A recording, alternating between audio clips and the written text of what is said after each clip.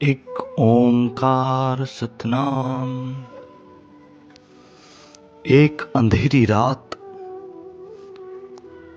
भादों की अमावस, बादलों की गड़गड़ाहट, बीच बीच में बिजली का चमकना, वर्षा के झोंके। गांव पूरा सोया हुआ था। बस नानक के गीत की गूंज। रात देर तक वे गाते रहे। नानक की मां डरी, आधी रात से ज्यादा बीत गई। कोई 3 बजने को हुए। नानक के कमरे का दिया जलता है। बीच बीच में गीत की आवाज आती है। नानक के द्वार पर नानक की मां ने दस्तक दी और कहा, बेटे अब सो भी जाओ, रात करीब करीब जाने को हो गई। नानक चुप हुए और तभी रात के अंधेरे में एक पपीहे ने जोर से कहा, पीऊं पीऊं। नानक ने कहा, सुनो मां, अभी पपीहा भी चुप नहीं हुआ, अपने प्यारे की पुकार कर रहा है, तो मैं कैसे चुप हो जाऊं। इस पपीहे से मेरी होड़ लगी है। जब तक यह गाता रहेगा, पुकारता रहेगा, मैं भी पुकारता रहूंगा।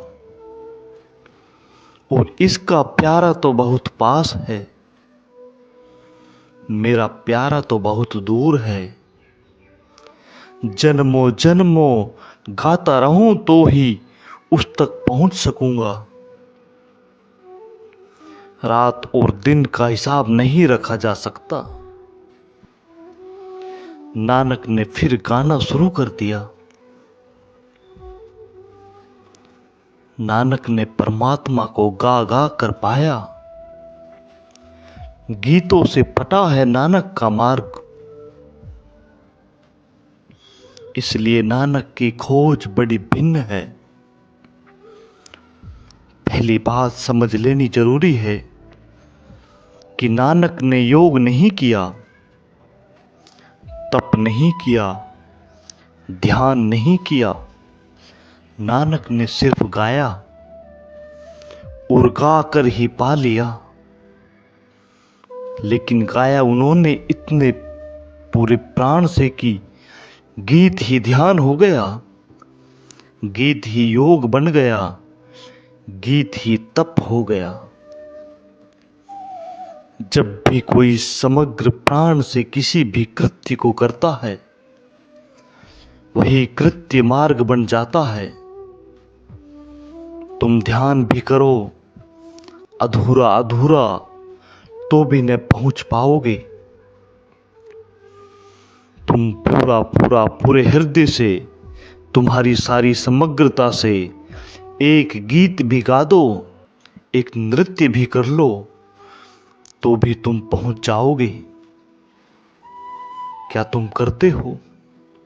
यह सवाल नहीं, पूरी समग्रता से करते हो या अधूरे अधूरे, यही सवाल है। परमात्मा के रास्ते पर नानक के लिए गीत और फूल ही बिछे हैं। इसीलिए उन्होंने जो भी कहा है, गा कर कहा है। बहुत मधुर है उनका मार्ग। कल हम कबीर की बात कर रहे थे। सूरत कलारी भई मतवारी, मधुआ पी गई बिन तोले। नानक वही हैं जो मधुआ को बिना तोले पी गए, फिर जीवन भर गाते रहे। ये गीत साधारण गायक के नहीं हैं, ये गीत उसके हैं जिसने जाना है। इन गीतों में सत्य की भनक, इन गीतों में परमात्मा का प्रतिबिंब है। दूसरी बात, जप्पू जी के जन्म के संबंध में। जिस भादों की रात की मैंने बात कही, तब नानक की उम्र रही होगी कोई 16-17। जप्पू जी का जन्म हुआ तब उनकी उम्र थी 36 वर्ष 6 माह 15 दिन। जिस घटना का मैंने उल्लेख किया, उस भादों की रात वे साधक थे और तलाश में थे। प्यारे की पुकार चल रही थी, प्यूं प्यूं। अभी पपीहा रट लगा रहा था, अभी मिलन न हुआ था। जप्पू जी का जब जन्म हुआ, यह मिलन के बाद उनका पहला उद्घोष है। पपीहा ने पा लिया अपने प्यारे को, प्यू प्यू की रटन पूरी हुई, मिलन हो गया। उस मिलन से जो उद्घोष हुआ वह जप्पू जी है। इसीलिए नानक की वाणी में जो मूल्य जप्पू जी का है, वह किसी और बात का नहीं। जप्पू जी ताजी से ताजी खबर है उस लोक की। वहां से लौटकर उन्होंने जो पहली बात कही, वह यही है। उस जगत से इस जगत में आकर जो पहले शब्द निर्मित हुए, वही जप्पू जी है। उस घटना को भी समझ लेना है। नदी के किनारे रात के अंधेरे में अपने साथी और सेवक मर्दाना के साथ वे नदी के तट पर बैठे थे। अचानक उन्होंने वस्त्र उतार दिए। बिना कुछ कहे वे नदी में उतर गए। मर्दाना पूछता भी रहा, क्या करते हैं? रात ठंडी है, अंधेरी है। दो नदी में वे चले गए। मर्दाना पीछे पीछे गया। नानक ने डुबकी लगाई। मर्दाना सोचता था कि क्षण दो क्षण में बाहर आ जाएंगे, फिर वे बाहर नहीं आए। 10-5 मिनट तो मर्दाना ने राह देखी, फिर वह खोजने लग गया कि कहां खो गए। फिर वह चिल्लाने लगा, फिर वह किनारे किनारे दौड़ने लगा कि कहां हो, बोलो, आवाज दो। ऐसा उसे लगा कि नदी की लहर लहर से एक आवाज आने लगी, धीरज रखो, धीरज रखो। पर नानक की कोई खबर नहीं। वह भागा हुआ गांव गया।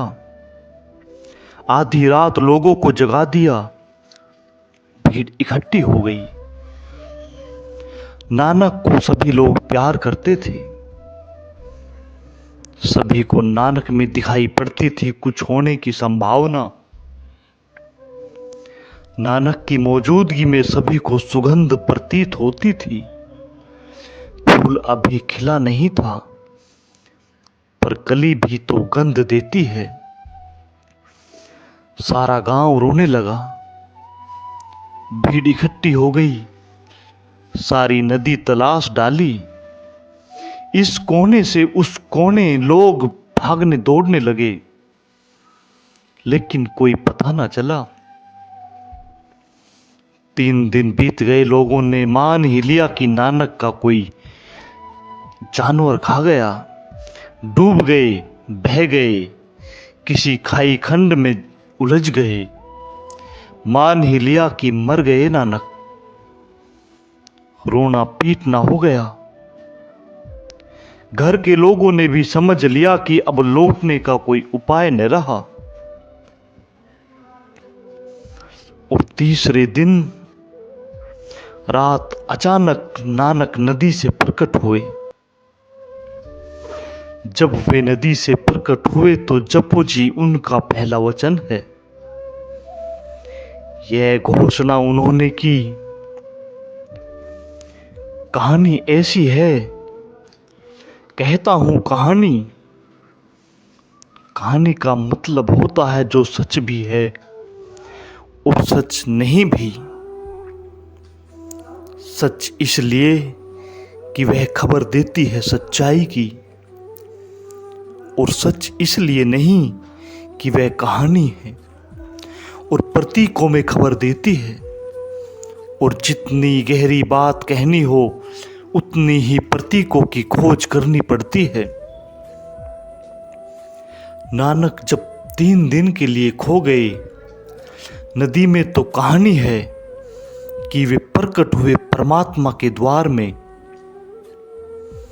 ईश्वर का उन्हें अनुभव हुआ, जाना आंखों के सामने अपने प्यारे को, जिसके लिए पुकारते थे, जिसके लिए गीत गाते थे, जो उनके हृदय की धड़कन धड़कन में प्यास बन गया था, उसे सामने पाया, तृप्त हुए। और परमात्मा ने उन्हें कहा कि अब तू जा, और जो मैंने तुझे दिया वह लोगों को बांट। जपू जी उनकी पहली भेंट है परमात्मा से लौटकर। यह कहानी है, इसके प्रतीकों को समझ लें। एक कि जब तुम खोने जाओ, जब तक तुम खोने जाओ तब तक तुम न मर जाओ, तब तक परमात्मा से कोई साक्षात्कार न होगा। नदी में खो कि पहाड़ में, इससे कोई फर्क नहीं पड़ता।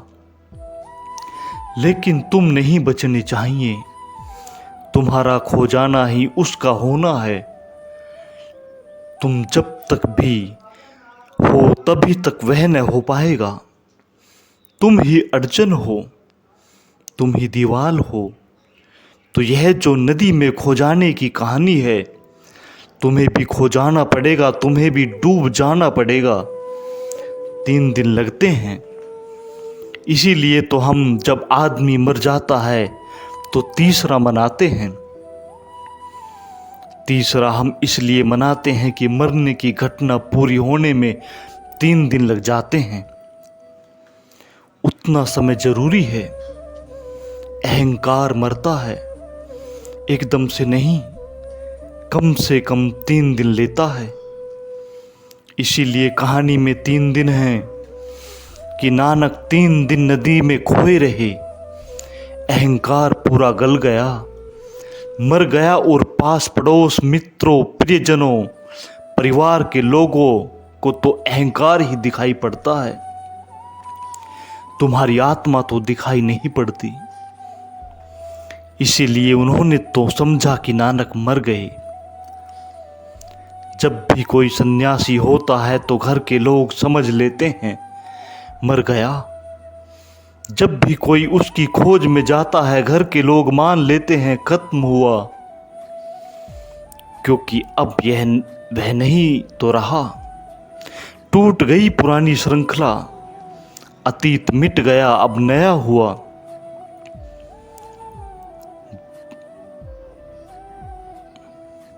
बीच में 3 दिन की खाई है, इसलिए 3 दिन का प्रतीक है।